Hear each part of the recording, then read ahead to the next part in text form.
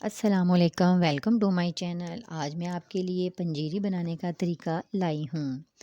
अज्जा: अखरोट 1 पाव, बादाम 1 पाव, पिस्ता 1 पाव, काजू 1 पाव, खोपरा 1 पाव, 4 मगज़ 1 पाव, गोंद 100 ग्राम, गोंद कथीरी 100 ग्राम, मखाने 1 पाव, सूजी 1 पाव, असली देसी घी हस्बे ज़रूरत या आधा किलो, चीनी पिसी हुई 1 पाव या हस्बे ज़रूरत। अखरोट, बादाम, पिस्ता, काजू, खोपरा, 4 मगज़, गोंद और मखाने को 2 खाने के चम्मच घी में हल्का हल्का अलग अलग फ्राई कर लें और इन तमाम अज्जा को अलग अलग मोटा ग्राइंड कर लें या कूट लें और एक प्याले में तमाम अज्जा को डालकर मिक्स कर लें।